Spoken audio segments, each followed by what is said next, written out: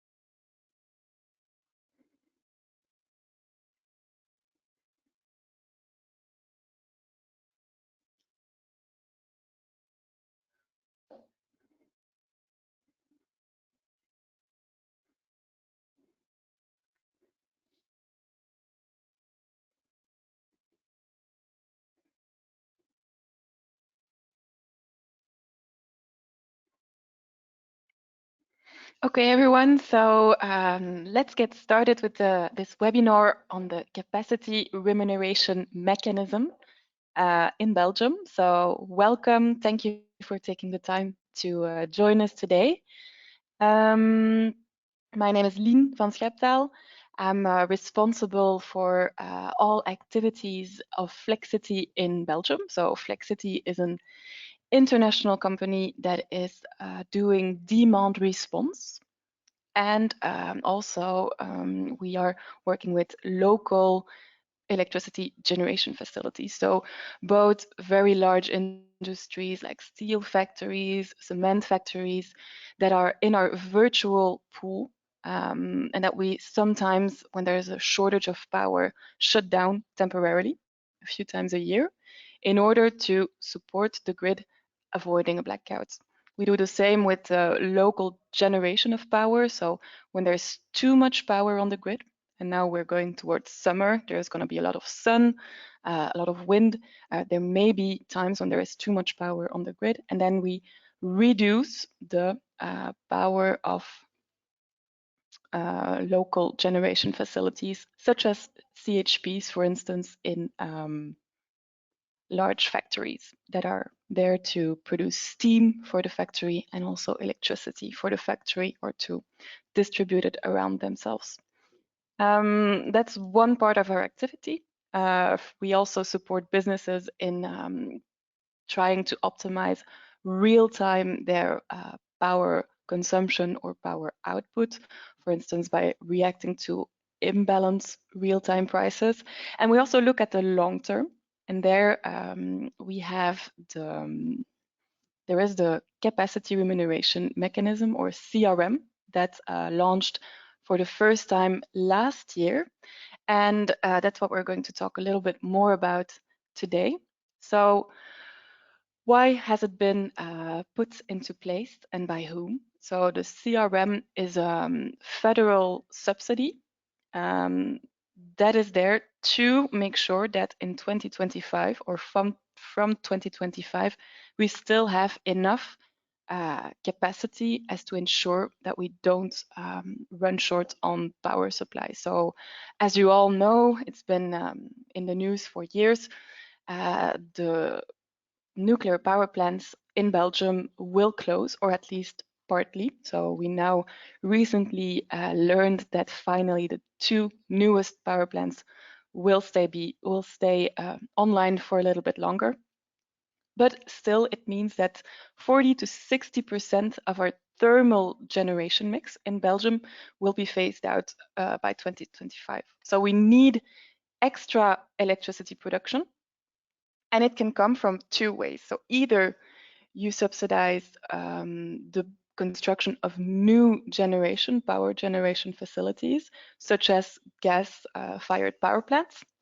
Or, and that's something that maybe not all of you know, you can subsidize existing capacity as a way to make sure this capacity that is there today is being maintained to also and as such avoid be present in 2025, 2026, avoid that we have a shortage of power in the winters of the future. So the mission of Flexcity is to focus on putting existing capacity into the capacity remuneration mechanism.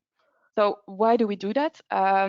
It's good for everyone, for the society, because existing capacity is here. We don't need a large capital investment in order to make sure that we have it in 5 years. So it's going to be much less costly if we, with the existing capacity that is there today, and then I'm talking about what I said earlier, so local generation facilities in big factories, like paper factories, steel factories, and so on, but also in hospitals. You have backup generation, so a lot of backup power that is needed in case of a shortage of power or a grid cutoff or a blackout. It's there.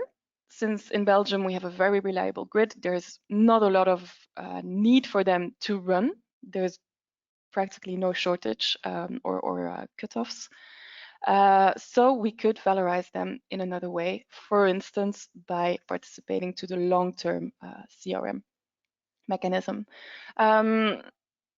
That's our mission, and to see if you're all well awake this morning, I will launch a poll now to try and ask you how much the mission of Flexcity succeeded last year. So CRM, there was a first auction last year to which Flexcity participated. And I would like to know from you how much percent of the allocated capacity in the CRM auction last year came from existing capacity, be it or demand response, be it batteries, be it demand response, so big factories, or be it local generation, as opposed to yet to be built gas-fired power plants and existing big gas-fired power plants. So we will launch a poll now, and I will give you 1 minute to submit your answer. So we want to know from you how much percent of the capacity from last year was being provided by existing capacity. So I will give you until 11 to provide your answer.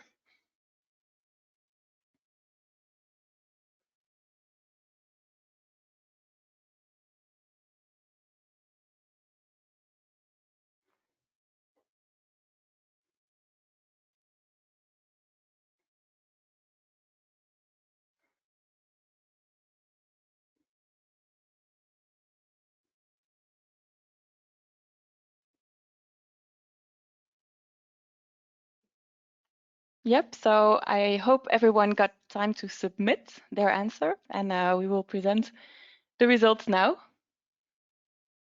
So I see that almost a bit more than half of you indicated 11%, and I'm happy to see that almost nobody indicated 1% because the right answer was 11%. So I will move on with my slide. Indeed, 11% of the allocated power came from existing capacity or batteries and non-conventional power. And of that power, Flexcity was accounting for 65% of these volumes. So I think our mission was very successful last year. We were over 350 megawatts of power that we were able to put successfully in the CRM. And we hope that this year we can obtain the same results, and as such lower the cost of system adequacy, security of supply in the future. So what is interesting, so why is it also cheaper to participate with existing capacity? Well, the capacity remuneration is capped to a certain number. It's 20,000 euros per megawatt that you choose to register per year that you can earn, up to that. And you can combine it with, for those of you who are familiar with ancillary services or reserve services in Belgium, like R1, R2, R3, those earnings that you receive, you can combine them with the earnings for CRM. So what are we going to discuss today? How you can participate to CRM, and mostly also how Flexcity can assist you with doing this. So it's a complex process to participate to the CRM market. You need to know the rules. You need to know what strategy you adopt to propose a price to which you want to sell your flexibility on the long term. You need to participate to the administrative process, do a technical check. You even need to give financial bank guarantees that you freeze for 4 years. And all of these things, we support you in doing that, or we do it for you. And that's what we're going to focus on today. My colleague, Aaron van Este, who is here present today, will dive into these technical requirements of the CRM. If you have questions, there is time foreseen at the end of the webinar, so around 11:30 we will finish and have 15 minutes left for questions, so don't hesitate to already put them in the question box, and we will make sure that we have the time to answer them at the end of the session. So I'll give the floor to my colleague Aaron van Este. He's expert in CRM, but also our portfolio manager in Flexcity Belgium. So please welcome Aaron to the floor. Thank you. Thank you very much, Lien. So indeed, now I will dive a bit deeper into the topic, as it is quite a big topic at the CRM, where we decided to boil it down into these five main points. The first one being, okay, what exactly is the CRM? What are exactly the timelines, and when will this auction take place? The second question we will answer is, okay, who can participate into this auction? The third one is, okay, how does it work in practice? Okay, imagine you decide to participate into the auction and you're being selected. Okay, what is exactly expected from your side?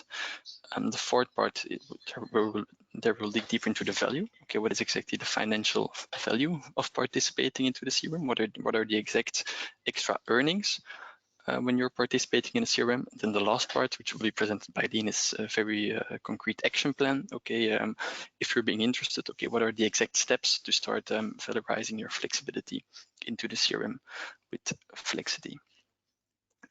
So the first part, what exactly is the auction and when will this auction take place? As you might know already, the CRM, in fact, it's not one auction. There are repeating auctions for the next 10 to 15 years. The first auction was last year, whereas Dean said already we offered quite some volumes. And this year there was an auction as well. And this year the auction is the year -4 auction for the delivery of 2026. So I think this is a very important point. The auction happens this year in 2021, but the delivery of the volumes is only as from November 2026. So that is really the start of the delivery. That's why it's called as well the year -4 auction.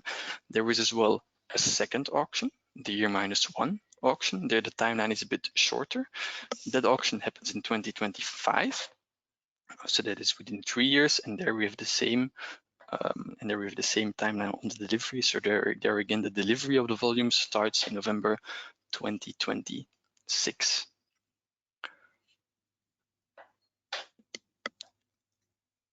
As we have those two tenders, according to our assessments, we really have the year -4 tender.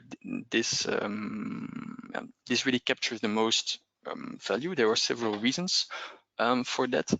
But But one quite big reason is that really that the contracted volume into the year -4 auction, it's quite elaborate and it's bigger than in the year -1 auction. So while in the year -4 auction, Elia plans to contract 6.4 gigawatt, in the year -1 auction they plan to contract only 2.5 gigawatt. So really the demand is bigger in the year -4 auction, and this allows us as well to say that the expected price level in the year -4 auction is really where we will really be able to get to those 20,000 euros per megawatt per year, as Lien already presented before, and this is as well a price level that we reached last year. And so we really assess that the price level in the year -4 auction it will be higher than the one in the year -1 auction, where there is quite some more uncertainty on that. This is not only our assessment, this is as well an assessment that we see in other countries. Belgium is not the only country which is doing a CRM. There is as well one, for example, in the UK, and there we really see very big swings in the remuneration for the year -1 auction. If we dive deeper into the exact timeline of the year -4 auction, there is already a first hard deadline, which is really the 15th of June, which is within 3 weeks. This means we still have 3 more weeks. And this is really the deadline of the pre-qualification. So really the 15th of June, Elia expects all or first version of all the dossiers into their platform, and then they will take throughout the summer to maybe dig into to go deeper into some technical questions, and this will allow us to do to submit a bid into the auction with the deadline of the 1st of October 2022. So there is a whole summer of assessing the dossiers, and then the 1st of October 2022, that is really the deadline for doing the bid, and then the 1st of November the auction results will be published. So Elia takes a month to clear the auction, to assess all the results, but really the 1st of November 2022 we will know whether or not the volumes are being selected into the auction, and if the delivery of the volumes should start as from November 2026. That means that there are still 4 years between the auction results and the real delivery of the volumes. As I said before, the registration is required before the 15th of June 2022. This means that we still have 3 more weeks to sit together and to come to a final agreement on the technical things and to do the contracting, etc. So that is really the exact timeline. If we dig deeper now into who can participate, there we really there is a quite important point, that there is a quite broad obligation to register your assets, but whether or not you have an obligation depends on the technicalities of your assets, which assets must register. In fact, it is all existing generation capacity which is bigger than 1 megawatt. There are some technical regulations which are exempting some generation capacity, but generally one can say that all the existing generation capacity bigger than 1 megawatt should register to the CRM. So there is really an obligation to register yourself before the 15th of June, but there is the optional participation. So you need to register before the 15th of June, but you have no obligation to do a bid before the 1st of October. There is as well a second part. There are parties who may register, like more the non-conventional sources of flexibility, like for example the smaller generation capacities, which is smaller than 1 megawatt, as well as storage, for example batteries which are being built, but as well consumption units which normally provide demand response, as Dean told before, for example big electrolysis units, steel factories, those cold storage, and as well new, if you plan to build new capacity, that is as well gives you the option to register. So for those parts there is no obligation to register, and there is as well again the optional participation to bid into the auction. That are really the 2 main categories. And now how does it work? How does it work in practice? Okay, imagine we are being selected the 1st of October, we do our bids, and the 1st of November, we get the message from Elia, okay, yes, you are being selected into the CRM auction. Of course, Elia expects something in return. It's not there's no such thing as a free lunch. You are being remunerated, but of course, Elia expects something back, and that are what we call the CRM activations. And indeed, in those CRM activations, we defined 3 distinct categories. The first one is for assets, or is for flexibility, which is already participating into ancillary services. That is really a different scheme, in which we will zoom in first. And then there is as well a second part. If you are not participating into ancillary services, then there are 2 options. And the first one is when you have a generation capacity, for example, a CHP or a steam turbine or something like that. And then a second option is when you have consumption capacity, or as we like more conventionally, demand response. So that are really the 3 options in which we will zoom in more. The first one is okay if you are combining these ancillary services and the CRM, because as Lena told before, this is perfectly possible. Okay, what are exactly your obligation? The first question we ask is, okay, is this asset participating into ancillary services? Of course, the answer will be yes. This asset is participating into ancillary services. Then there is a second question. Okay, is this asset selected into ancillary services? Of course, as you might know, there is a daily auction for the FCR, the AFR, and the MFR products, and they are being selected in that auction between 80 to 95% of the time. And in fact, it is when you're being selected to these ancillary services, nothing changes. In fact, the only thing you need to do is you need to respond to these FCR, to this AFR, to these MFR signals. Nothing changes. They expect you to participate into the market, and you're doing perfectly that through responding to these signals. If you're not being selected to these ancillary services, Elia expects you to respond to day-ahead market price spikes. So that means that when there is really scarcity in the system, they really expect you to deliver your flexibility.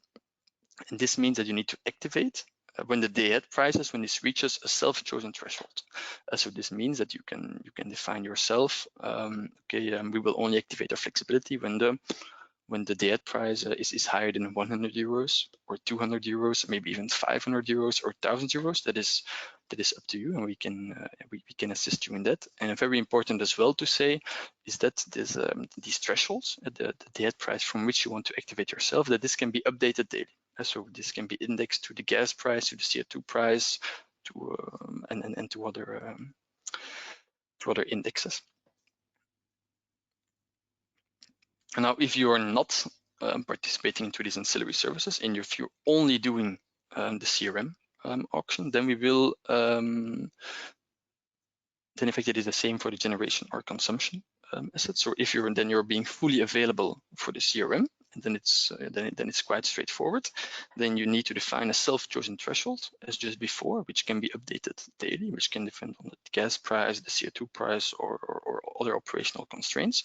And there Elia says, okay, if the day-ahead price is lower than your threshold, then in fact there is no potential activation, and then they do not expect anything from you. But if the day-ahead price is higher than the threshold that you have defined yourself, then Elia expects you to activate, and Elia expects you to deliver the energy you have sold or for which you're being remunerated into the CRM. Now, how do you exactly deliver that energy? How will Elia check that?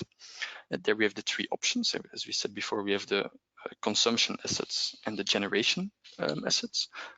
First, we will give an example for the consumption assets. And here we see a very clear example of a consumption asset which is performing activation. Imagine there is a day-ahead price spike between 8 and 9 o'clock in the morning.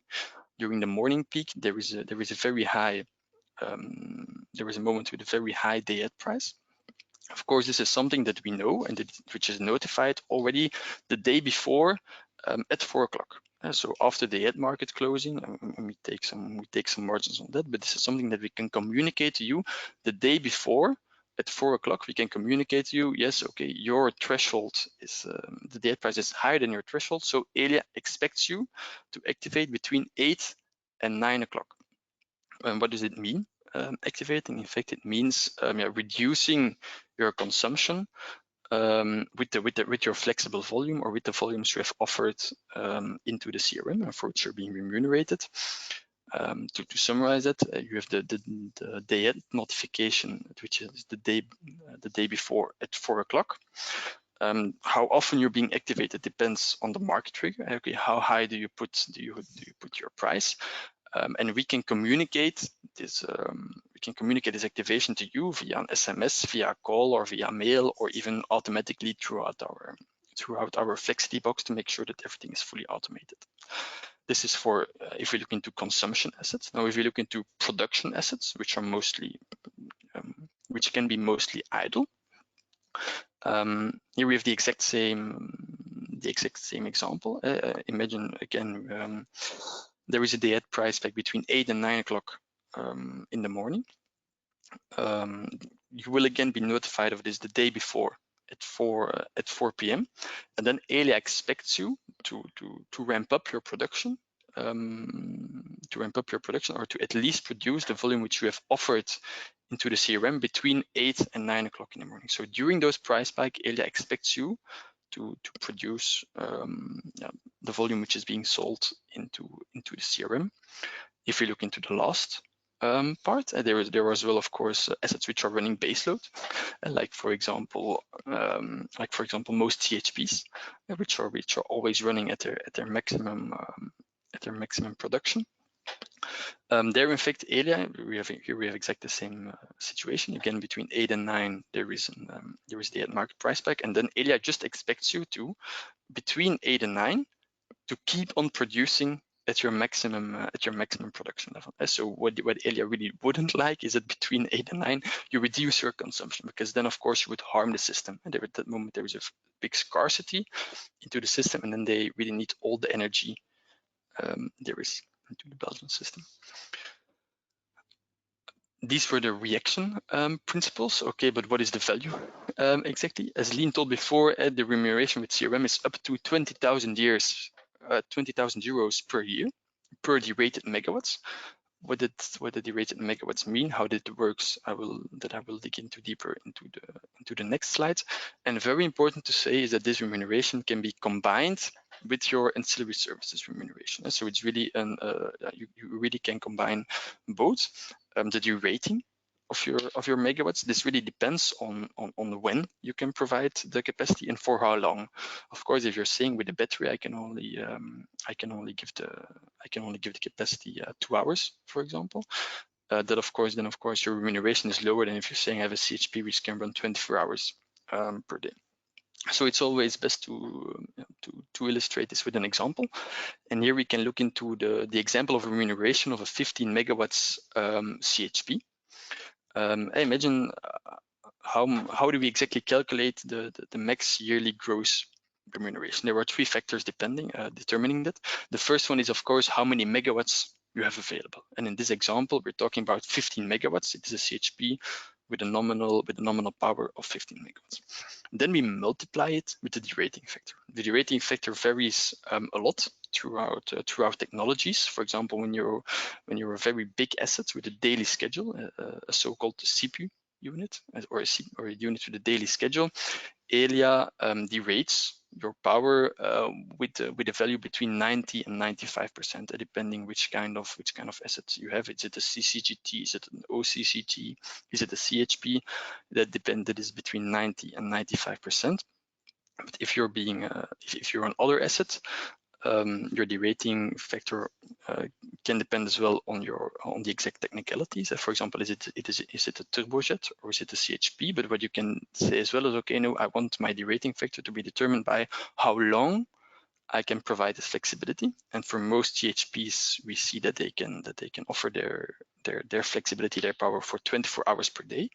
And when you can offer your power for 24 hours per day, this means that you have a derating factor of 100%.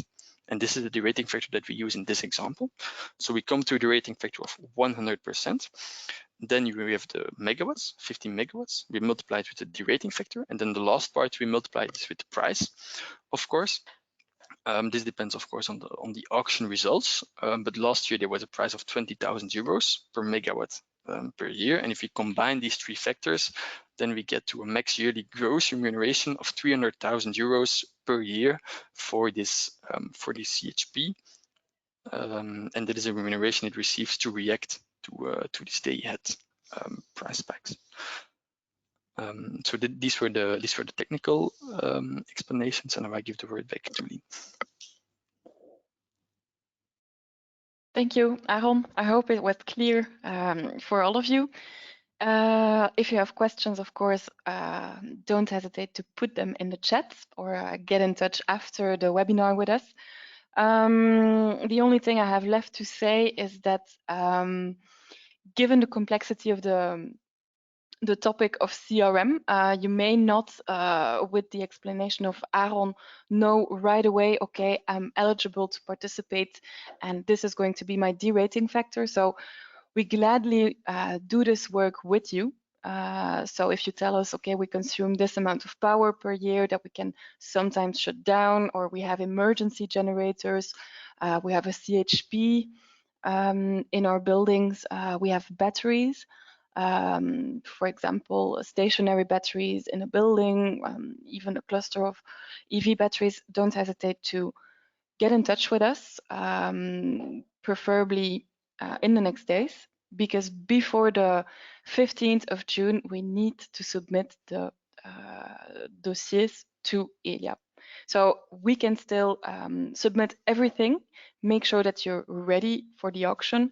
But if then in the end we see that you cannot participate to CRM in the year -4, even if you registered, we can still choose not to participate with the auction in the auction with your flexibility. So really, I encourage everyone to get in touch and get ready with our help to submit in June, and then we can still fine-tune and make the final decision of participation later this summer. All we need from you is to know how long in a row you can activate. That means of either producing electricity or reducing your consumption of electricity, how many megawatts, so electrical capacity you have available to either shut down if it's consumption or provide to the grid if it's production. And then there's a few things you need to provide us with, like I saw it in the questions already, what is your CO2 emissions maximum level on a yearly basis, and so on and so forth. So I hope you all enjoyed the topic of today. That was it from our part. So now we still have a little bit of time left to go through your questions. Thank you very much for being here with us today. So there were already a few questions asked. I will go through them one by one. So the first one was about valorizing an emergency diesel. So there's tens of megawatts, if not in the 50s, 60, 70 megawatts of emergency generation in Belgium. And it's a huge potential of grid support at a very, very low cost that we could valorize. So emergency generation facilities in hospitals, in let's say pharmaceutical production plants, all these things in data centers, they're there. They're not fortunately doing much because of their emergency function. And there's not many emergencies, so it's really nice to use that for other purposes. But since they work on diesel is something that emits a lot of CO2. The question was, how do you manage to valorize emergency diesel, knowing there's a strong CO2 limitation for the participation of CRM? So if I'm not mistaken, the max is 500 gram per megawatt hours of energy you produce for participation in CRM, and this is met by all emergency generators that are already into the system since before 2018. From that year, and I'm looking at Aaron, correct me if I'm wrong, the limitation is different. So existing gensets, they can participate in CRM. The newer ones, the more strict rules apply and they cannot participate anymore to CRM. Do you want to add something, Aaron?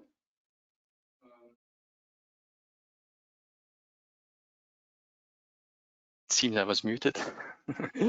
as indeed, Lien was correct. It is possible to participate with emergency generators, although that we see that most generators are above, in fact, that cap of 550 grams of CO2 per kilowatt hour produced. But there is as well a second rule, in fact, and they say that if the number of running hours is limited, as long as you're not running too much with your emergency generator, which is in fact the case for all emergency generators, and nobody runs their emergency generator for more than 1,000 hours per year, then in fact you're being allowed to participate into the CRM as long as your emergency generator was built before 2018. So really the takeaway is if your emergency generator is built before 2018 and it is not running more than approximately 1,000 hours per year, then you're eligible for participation into the CRM.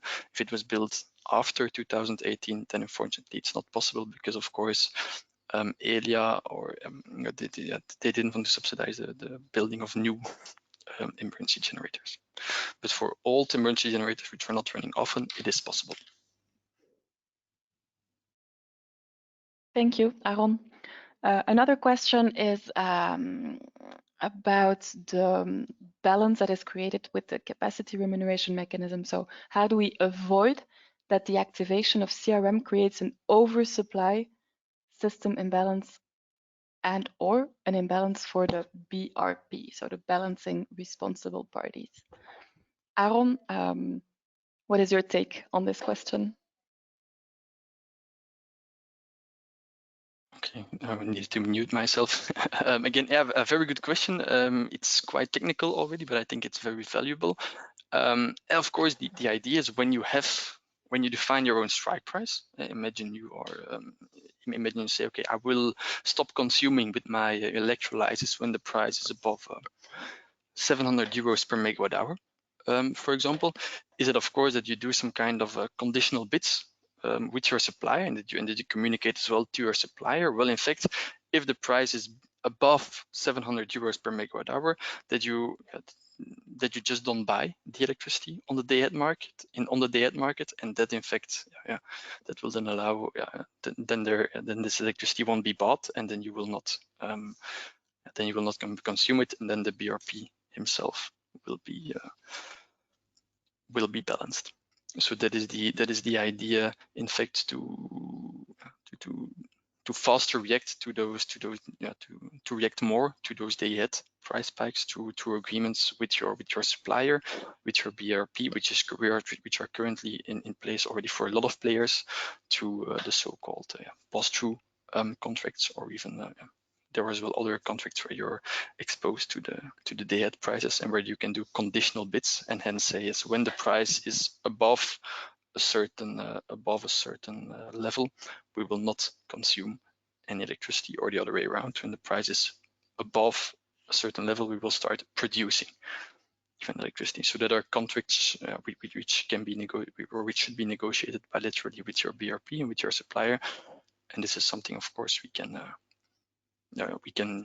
discuss with you. Thank you, Aaron. I see we have 5 minutes left, so I will ask treat two more questions. One question we received is about the phase out, or the decision to prolong the 2 nuclear power plants of ENGIE, so the 2 gigawatts. So the question is, do you believe the price will be as high as last year, so the CRM price, even though we have this extension of the nuclear power plants? And don't you see a risk of a lower price in the second year minus 4 auction? Indeed, once again, a very good question, and again a technical one.